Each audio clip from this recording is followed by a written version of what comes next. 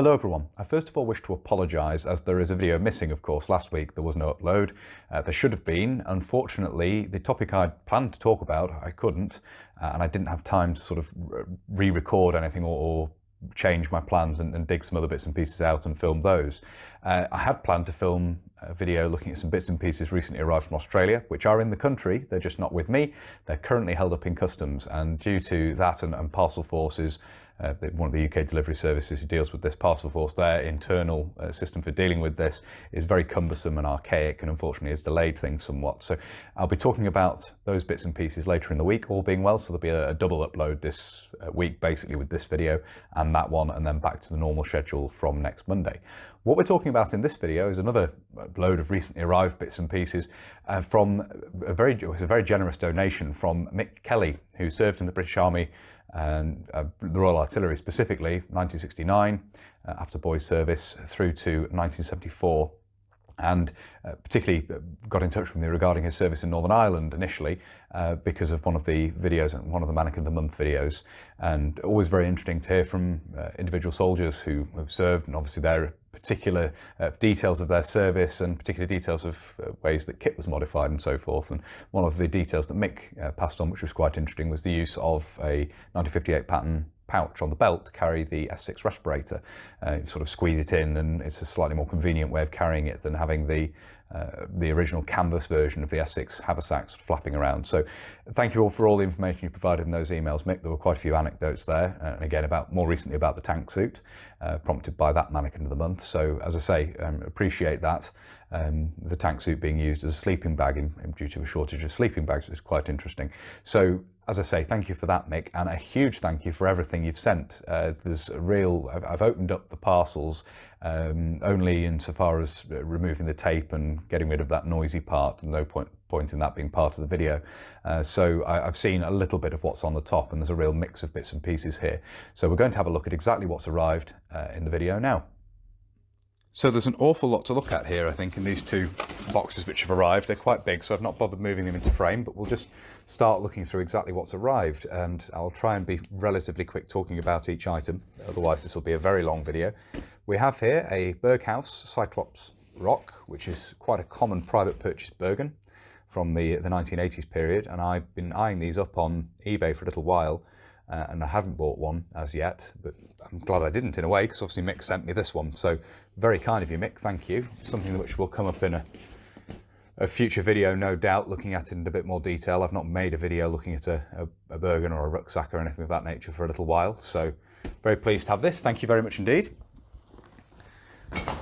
Right, a few items I'll dig out together. We have various... We've got a 1958 pattern water bottle there, and various cups. And there's this one here as well, which is not British, but we'll have a look at that in just a moment.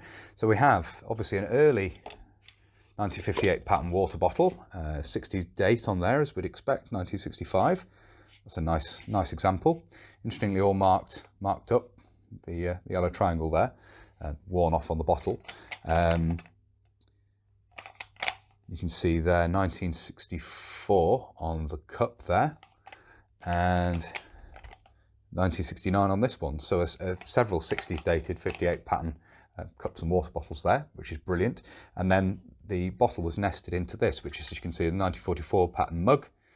This one made in 1965, which is interesting. I've not seen one with such a late date previously, or certainly don't have one in my collection with such a late date, so that's a really nice addition as well. And then there's this smaller aluminium cup, which I presume is private purchase at some point by Mick, and the markings on this, let's have a look. Oh, there we go. The cross there, possibly Swiss. Nice little thing anyway. So some nice items there, I have to say. Thank you very much indeed, Mick. Move those out of shot and we'll carry on. What else do we have in here? So we have a first field dressing. These were obviously wartime issue first field dressings, but then repackaged in plastic later on with the new tag on the back there. I did have it right the first time around.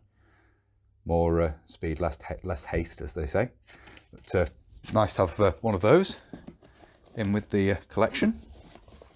Right, so The next thing to look at here is a soldier's hold-all. Obviously these were a post-war item intended for, well, there was an initial version which was part of the late war jungle kit, which is talked about previously on the channel.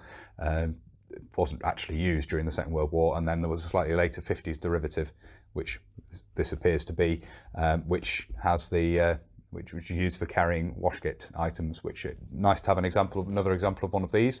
This, I believe, is in better condition than the ones I have. I think one of them is missing the tape on the back or the small tape on the end, so that's a nice thing to have. Thank you for that, Mick. Couple of slight oddities in here, which I'll pull out. These look to me a bit like, well, bandoliers, to be honest with you. They remind me of the sort of the US bandoliers you see for the 30 round Stanag magazines, but made in obviously DPM cloth there and then in blue denim. So I'll have to ask Mick about those. Obviously tailor-made, but I'm not entirely sure for what purpose. So I'll have to ask Mick about those. Interesting. Right, next thing to dig out. Okay, we have a couple of pairs of what appear to be British lightweight trousers. They are. Have a look at the back of this one. So this is an earlier pair with the single central belt loop. Obviously some missing and damaged buttons there, but not a problem. That can be dealt with, be repaired or replaced rather. And then let's look at these. These look like a more modern pair. They are. You can see there the difference in having the two belt loops at the rear, one each side of the seam there, the centre seam. So that's just a difference to note here in lightweight trousers. Thank you very much for those, Mick. A couple of pairs of lightweight trousers there, one early, one later. Right, a couple of jungle hats here. One is Australian, interestingly, and the other is British. So we have a British one here, and that has, see Mick's name in there, Kelly. Little Union Jack flag stitched on the front there, but that's seen some service in its time, as you can see. Slightly discoloured and a little bit torn around the crown there, but nice to see one that's so weather worn. And then an Australian example, which these are quite hard to find. So just make out on the label there, very, very faded, but it's 1971, I think. So that's very nice to have. I say they're not that easy to find, so thank you for that again, Mick.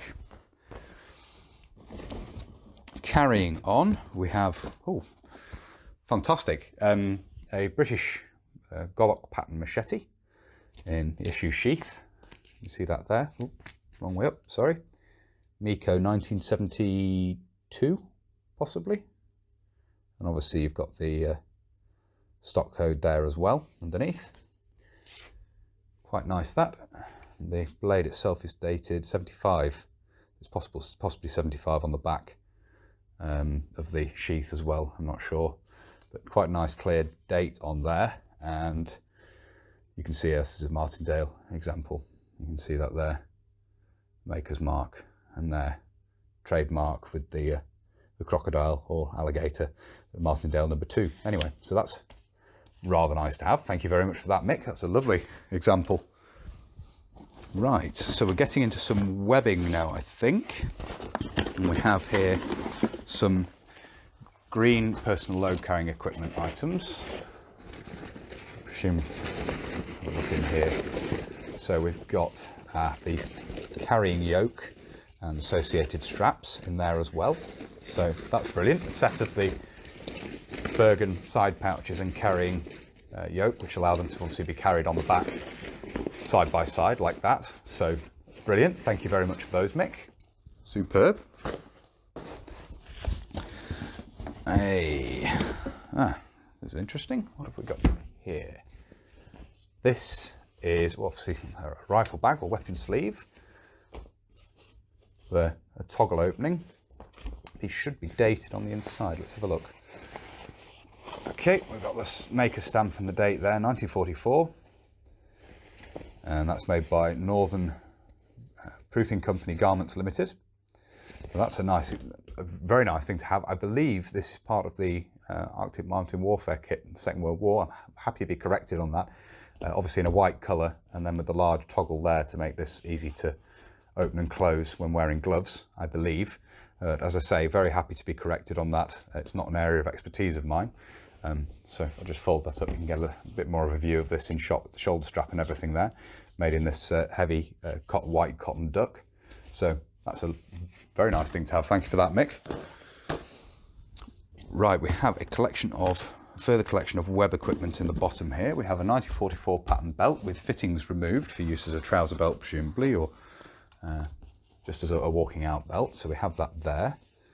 No visible markings, but an earlier lightweight version. You can see the green anodizing the aluminium there, which is worn away a bit, but that's very nice. I say nice to have as sort of a walking out belt or as a trouser belt. They work quite well with the fittings removed. And then we have some 1958 pattern items. I'll try and dig, there's some more of those in the box, so I'll try and dig those out and we'll talk about them as a group.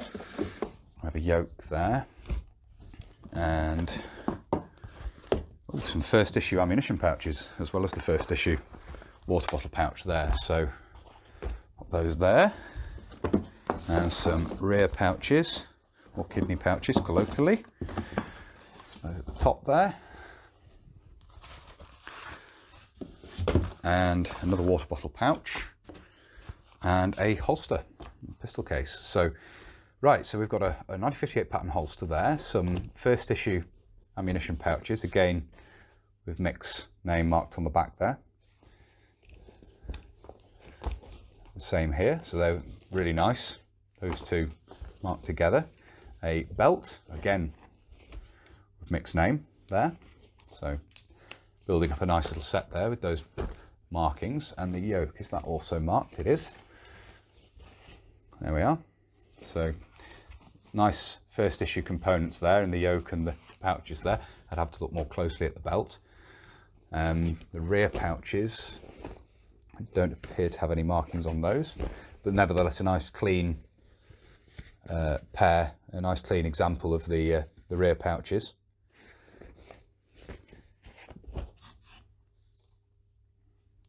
And the two water bottle pouches are both marked to Mick as well. So lovely to have. And I say those components there make a sort of basic musketry order plus water bottle pouch set of the 1958 pattern, all marked up to Mick. And then obviously there's this pouch as well. So lovely collection 1958 pattern there. Thank you very much indeed for that, Mick. Superb. Move all that out of the way and we'll carry on. I think we've already run to... We're heading for a quarter of an hour already. A little bit off that yet, but we're getting there. I knew this would be quite involved. Another couple of items from that box. We have waterproof, I believe it's the waterproof ration bag from the Late War Jungle kit off the top of my head, and a fibre button stick. And I don't actually have a fibre example of the button stick as yet. Until receiving this, all the ones I have are brass. So that's a nice thing to add to the collection. From an interest point of view, quite apart from being a part of a generous gift here, as we say, from Mick. If there are any markings in this, just have a quick look. Can't see any visible markings in there, unfortunately, but you can see the waterproof lining on the inside there. Put those to one side and carry on and get through all this. So, right, the next box has a white canvas bag in, which I'll dig some bits out of. There's a note in the top here from Mick, 1986 reserve kit issue, missing the combat smock, socks, high leg boots. Wore the smock out, gave the socks to a friend, and the boots were the worst ever, threw them away. Well, yes, the early boots combat high were not well liked certainly in some quarters, and crossed out section there on the combat liner, so there may well be one of those in here. We'll have a rummage. Right, first thing here, a pair of gloves still connected together with a piece of red thread at the top there. A pair of issue wool gloves in very good condition, obviously never worn, presumably. The fact they're still attached together. And Pair of combat trousers, 1968 pattern combat trousers in very nice condition again, never worn by the look of them, very lightly worn. The label here, and they're a size 2, as you can see. Beautiful condition. Right, another bit of DPM cloth from the hood, the combat hood here, as you can see. And that is in a size, where's the label gone? Can't remember in these. That's in the top there in this one. That's also in a size 2. See that there? A couple of shirts, a couple of KF shirts here, again in very nice condition these. And they are also a size 2. See there, contract number, shirt Man's Combat, and the other one here, again shirt Man's Combat, same manufacturer. So nice to have 2 clean and good condition examples of those. A jersey heavy wool, and this is an early example without the epaulets on the shoulder reinforcement there. Again, that looks in nice condition. A little bit of a hole at the front there, but nothing major. A little bit down here. There's a little bit of damage around, but nothing horrendous. Thank you very much for this, Mick. Absolute treasure trove this, digging through. A pair of insulating insoles, as you can see there, the mesh insoles, which have been around since the Korean War. I believe that's around when they were introduced into British service. Anyway, yeah, insulating insoles for the combat boots there. The liner for the combat smock, the cold weather liner for the combat smock. You can see that here. It's the sleeveless, the lighter weight sleeveless version, as opposed to the extreme cold weather version. And that's, again, pre-metric sizing made by the Chelsea Quilt Company. We made a lot of sleeping bags for the British Army as well. The liner combat smock there. A combat cap. The much maligned combat cap there. Generally labelled inside or stamped inside the crown. You've got that there, the contract number, the above that the manufacturer, the NATO stock number and the size there, 6 7/8. An example of the British Army combat cap there, DPM combat cap. A pair of plimsolls, again seemingly unused, unworn. You can see the manufacturer there, Bata, 1980 in size 10. Thank you very much once again, Mick. Still going, there's still plenty of kit to look at here. Set of mess tins were in the box as well. And these are, let's have a look here, I don't think they're British, no, they're Dutch. So 1976 dated, the larger one, and 1968 dated, the smaller one. So a set of Dutch issue mess tins there. And that's it for that box, apart from the white kit bag that lot came in, which you can, apart from the mess tins, which were just in the box. You can see that there, with a nylon draw cord at the top. Way of completeness. Move that out of the way. And then there are some more modern bits to talk about as well, which we'll have a look at now. So we've got some later DPM items here. A pair of ripstop DPM combat trousers here. I'll bring into frame. See these here. Look at the labelling inside these. You can see details there. Designation at the top there. Trouser DPM combat ripstop. And interestingly, these have, just notice next to this, a DCTA, so Defence Clothing and Textiles Agency tag in the inside of these as well. So, interesting pair of ripstop combat trousers there. Anything else here? A pair of, these are the MVP, a bit beyond my sort of area of collecting and knowledge these, but I believe these are a pair of the MVP waterproof trousers. Look at the label here, trousers, wet weather MVP, and you can see the sizing details there as well. So DPM waterproof over trousers basically. I think we might have another pair of those or similar here as well. So, oh, there we are. Over trousers DPM MBP, but again we have the DCTA tag in these. See the contract number and so forth there as well. So, interesting bit of kit. Pair of jungle boots. You can see, I imagine these are Welco, black modern issue jungle boots. You can see those there, 2007, the date there, size 10R. So they're in my size, which is nice. A pair of the Welco black jungle boots there, obviously based very closely on the Vietnam War pattern.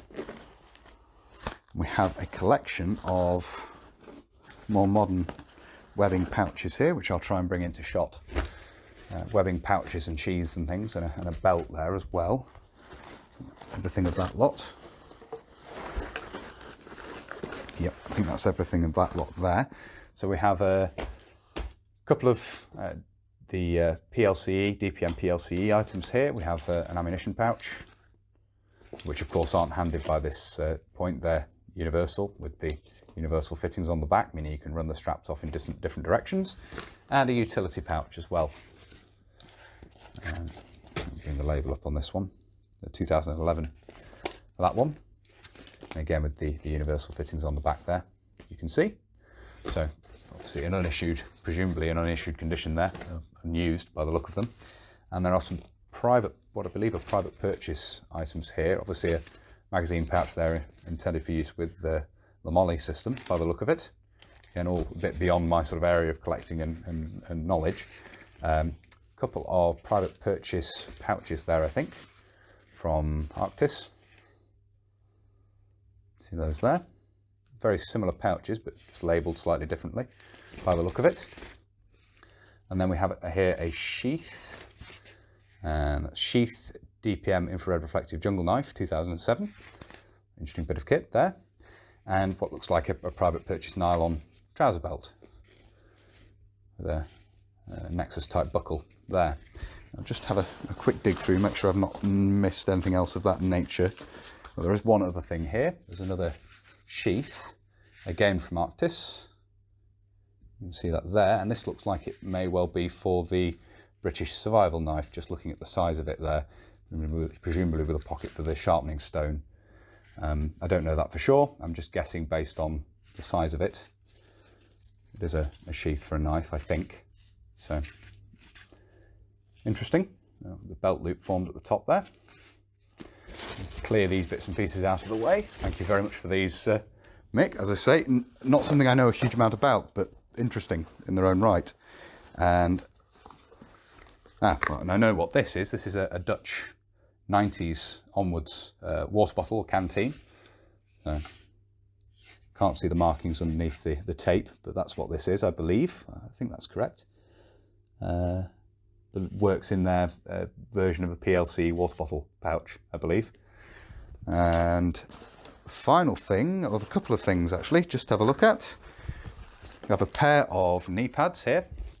Black Hawk knee pads. See those there. And the final thing is a small DPM Bergen or day sack here. I think this is the Northern Ireland pack, again outside of my, we've got the label here, let's have a look. Yeah, Patrol pack, there we are, from 1996. So that's nice, 30 litre DPM infrared reflective.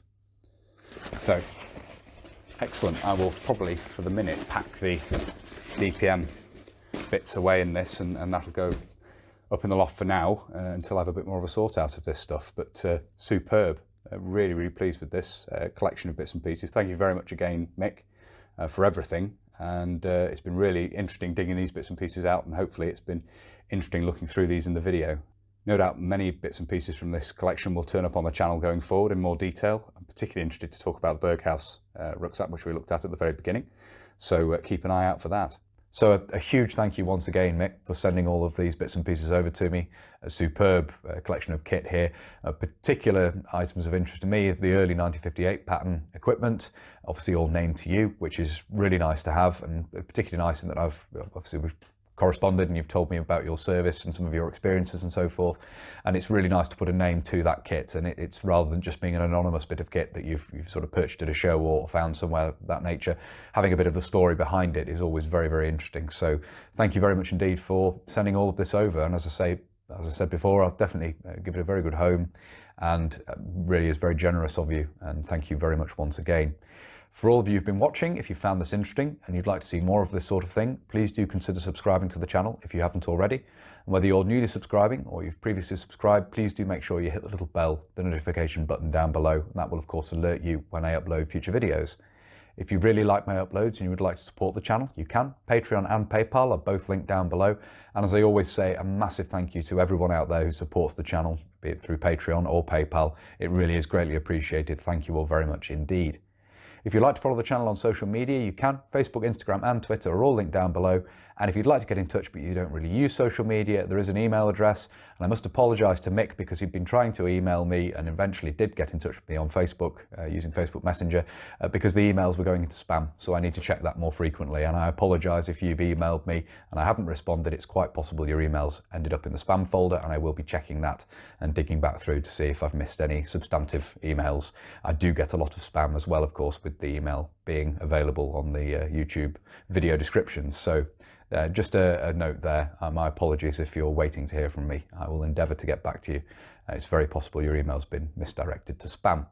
That's everything for this video, so until next time, bye for now.